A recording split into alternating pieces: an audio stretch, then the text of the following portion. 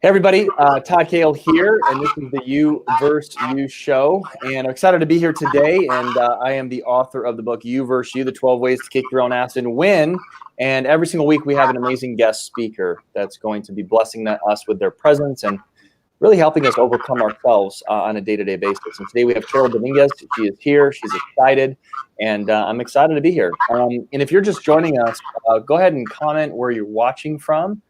We are in a lot of different platforms, etc. But I want to read this about Carol. Carol just joined our world-class Inside Out Institute, and I really, I want to just share this a little bit about her. She's a wife and mother and grandmother, daughter-in-law and sister and friend. She loves to inspire and uplift others through her coaching with a world-renowned international company. She has had all the awards and been one of the top salesperson in many companies. For Carol, nothing compares to having relationships and seeing lives being transformed through the hope being shared. So today's going to be a powerful message because with Carol and a lot of other people out there, life, we hear this life happens, right? And it really is a different perspective, but she's been through a lot, and she's been through a lot of tragedy in her life, and she's also been through a lot of wins in her life. So we're going to talk kind of both today. Well, Carol, it's really great to have you on the You vs. You show. Can you hear me okay? I can hear you great. Can you hear me? I sure can. So tell us a little bit about who you are, Carol, your background, and we're so excited to dive in today about hope, forgiveness, and really trials and tribulations. But let's start with just your background and a little bit about yourself. Well, like you said, I'm a mother and a mother of four, a grandmother. I've had my own businesses. I believe that relationships are the most important thing. Mm-hmm. And I love to inspire people. And how long have you been a coach, or you wanting to be a coach? Tell me a little bit about that. Where did that start from? Back when I was 16, I just felt like I had a story. Mm-hmm. But I had a lot of fear and feeling not enough. Mm-hmm. So I never really, I've always felt like I wanted to inspire people. Mm-hmm. And I wanted to be a speaker that made a difference in the lives of people. Nice. But I allowed fear of public speaking, fear of inadequacy. I can't even talk. Yeah. Inadequacy. Inadequacy. Yeah, it's a hard word to say. Yeah. And get the best of me. Absolutely. Okay, I'm going to try something real quick. Can you hear me now? Okay. I can hear you now. Good. Yeah. I think I'm echoing here. Am I echoing? I'm echoing. Always a technical thing here. Okay. So, Carol, words make an impact, right? So I wrote that down. So tell me, how did you inspire yourself to become a leader through using the words even at a young age to inspire, to talk things into existence? Because I know that you're really big on us and you and in the world really using words. Well, I believe that what you say has a lot of impact. So I spend a lot of time in forgiveness and a lot of time speaking what I want into existence. Mm-hmm. And I think that gratitude is a huge thing. Mm-hmm. The more gratitude you have, the more things that God gives you to be grateful for. Mm-hmm. And I just love to inspire people. So what are some things that you see, some challenges that I don't know why I'm echoing? I usually don't do that. I don't hear you echoing. Yeah, but the everyone else does. So what are some ways for you that you've recently started to really, because everyone's going through COVID right now and a big challenge. So what are some of the challenges that you see people have, the way that they're speaking to themselves, the way that they're speaking out loud, and the way that they're speaking to themselves or even other people, because there's really negative energy that's going on right now in our world? Well, I think that people say things like, oh, I'm not enough, or, oh, you shouldn't have done that, you're stupid, or whatever. Mm-hmm. And we all need to what we think and what we say to ourselves is huge, and we have to make people believe that they are enough and they do matter, and what is going on is just something that's going to end. And we all have something to offer that is,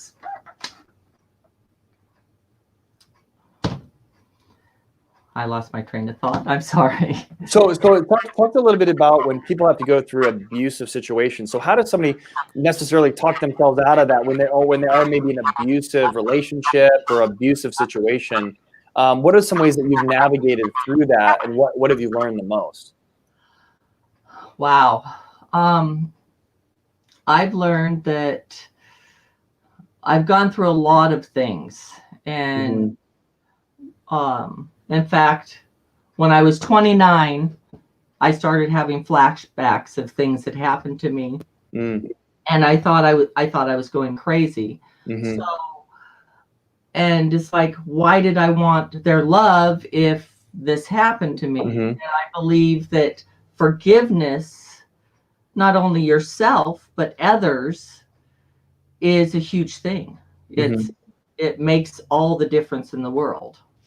So how does somebody forgive somebody that's hurt a family member or abused you or abused a family member? Like, how do we forgive that? I mean, it's easy. I know it's in the Bible to do that, but how did you do that in a tragic thing that happened to you in your life? Well, forgiveness is for you. It's not for the other person. Yeah. Because if you don't forgive, you are going to struggle with things. You can forgive, doesn't mean you forget, doesn't mean you put yourself in that situation again. It means that you have asked God to help you forgive, and that releases yourself to move on. Right. So would you agree that it could be, and again, I don't know why I'm echoing. I've never echoed before in an interview, so I don't know. Let's just do a sound check here real quick. Is your headset is in? Yes. Okay. See if you take that out, maybe unplug it. Let's see if it I don't know if it's me or you. Can you hear me now? Is that better? Let me just see. Yeah, it's echoing more. Sorry about that. That's okay. Technology. I love it and hate it. We'll go ahead and put it back in. Sorry about that. I'm making you work out here. Oh my God. I don't know what I did with it. I just took it off and. Yeah. Well, while you're looking at that, let's have her put it back in there. So. Yeah, go ahead and do that. Okay. Well, I want to. Sorry about that. I have no idea what's going on. Usually it never echoes. I just did this 3 hours ago. Okay, so it's a hard topic to talk about, but forgiveness. So I think people's hell is we're going to get taken advantage of in this life. We're going to have challenges. We're going to have situations that it's not of our making. It's outside. Whether it's a test or whatever's going on. It's just we live in a unperfect world. We live in a sinful world. People are going to do crazy, horrible things. We can't control the behaviors of others, but we always can control the behavior of ourselves.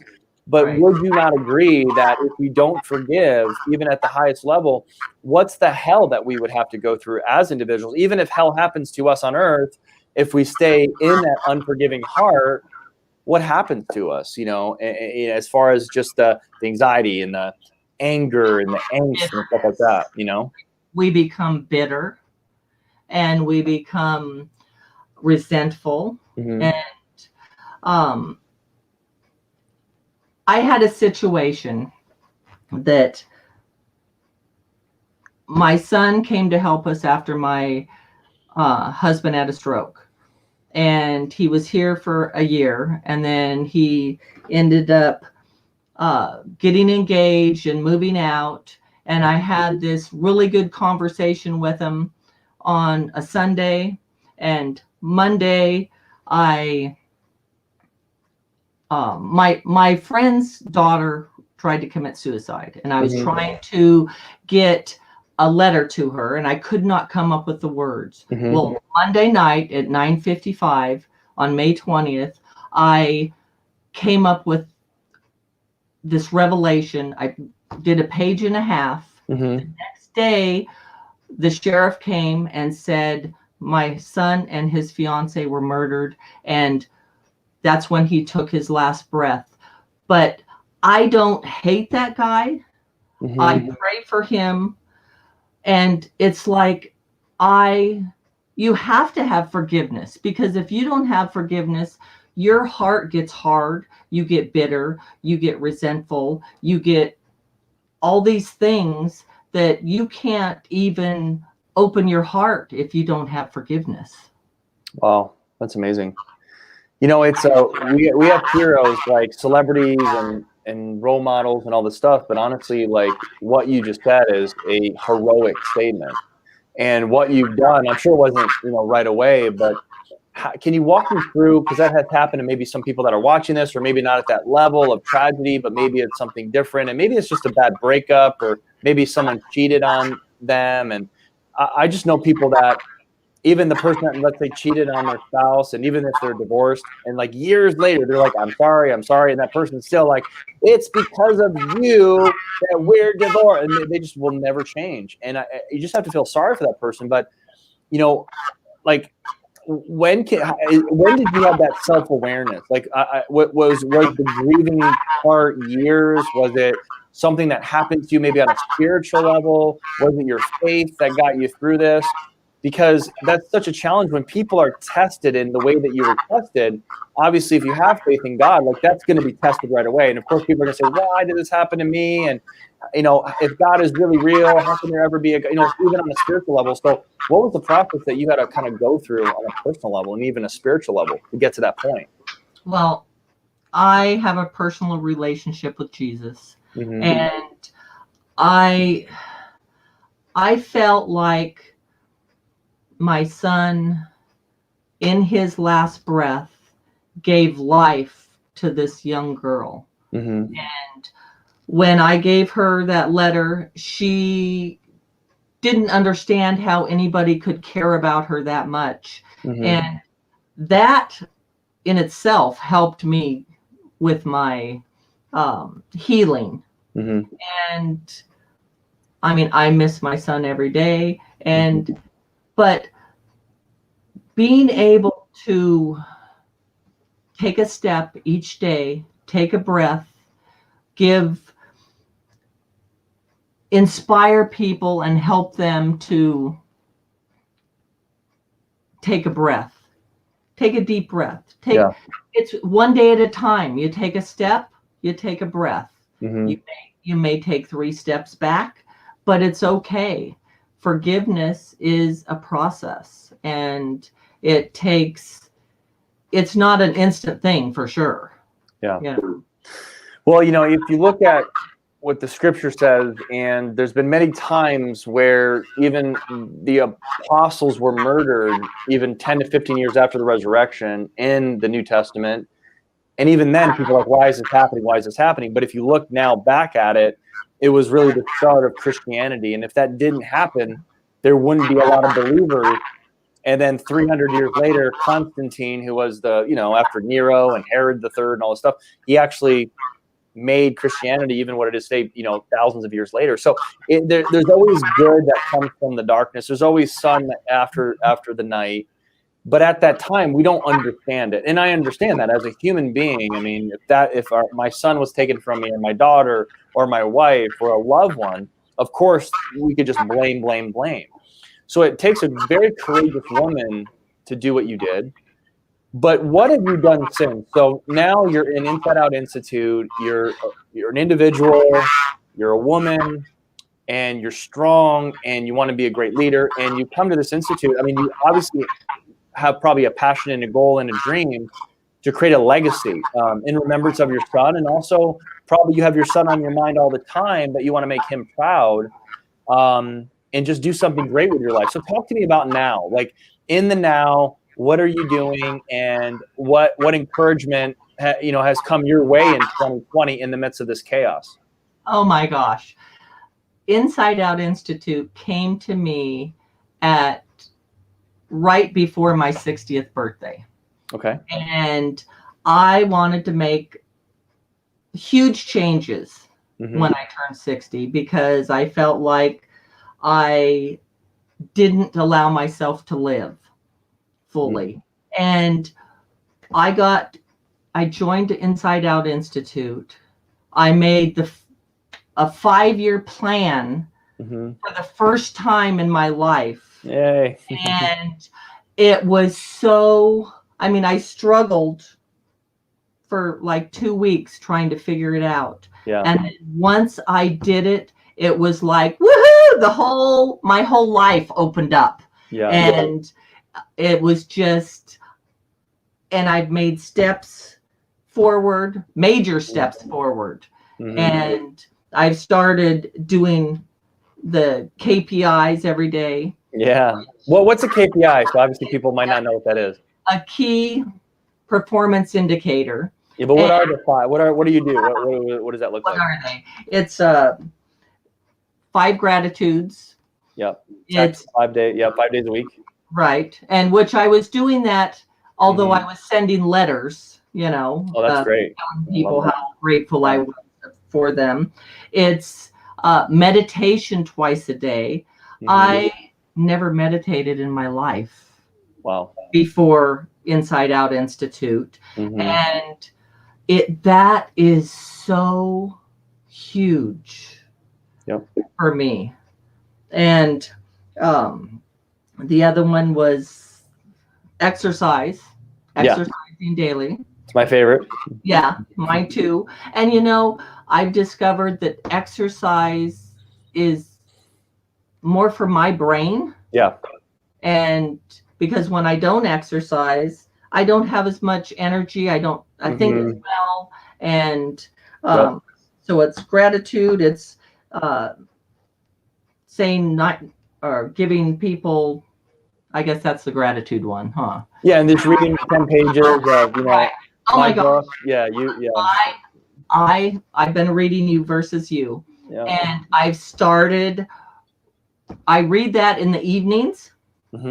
And since we got back from the coast for our 44th anniversary, I've asked my husband to shut the TV off, and I've been reading it to him in the evening. Oh, that's cute. And it's it's amazing. That's cute. I love that. Yeah. Good for him too. Good for him being open. That's awesome. Yeah. Oh, yeah. It's great. I like him already. He's a good guy. Good man. Well, that's great. So, do you have well, Carol, I really appreciate you being open, and I always want to bring people on the show that really have something to say, but they're not celebrities, or they're not people that are already massively successful on Instagram. You're a real person, and you just said you just turned 60, and you've gone through some horrific things, but the fact that you have this beautiful smile on your face right now, and that you're just so encouraged by what we're doing and how we're guiding you to become the best version of yourself makes my year. It just makes 2020 the greatest year. Yeah, exactly. So we're just so excited for you. We're excited for your coach. We're excited for your practitioner. And we're also excited about where you're going to go in a few months, where you're going to add value and just build a career for years to come, and just go do whatever you want, but really helping people because you helped yourself transform. So I just want to congratulate you and commend you for everything that you're doing. Where can people follow you on Facebook, and if you're on Instagram, if you don't mind sharing? Carol Dominguez on Facebook, and my Instagram is, I should have had that. By the way, congrats on being on Instagram. I know you're 60, so it's not like a generational thing like you've always had it. So great job. I just got it, and I don't know how to use it. Okay, gotcha. Well, we're going to do a training in about 10 minutes on it, how to build it, explode it here, but you'll learn. So I just wanted to, again, commend you for being coachable and really putting yourself out there publicly and sharing your story. It really is incredible. And thanks so much for having the courage to be on today. Todd, thank you so much for having me on and for what you're doing with Inside Out Institute. It is changing lives everywhere, every day. Thank you. That means a lot to me. Thanks. All right, Carol. Well, you're awesome, and we'll see you soon. Thanks so much for watching. By the way, if you guys want to chat with one of our advisory boards, like what is Inside Out Institute, we'll post that. You guys can go ahead and connect with a free coaching call to one of our certified advisors, and they'll walk you through what are your problems, what are your challenges, just like they did with Carol. And love to welcome you to our Inside Out family and really guide you in that respect. And Carol, thanks so much for being on again. Really Thank you. appreciate it. All All right.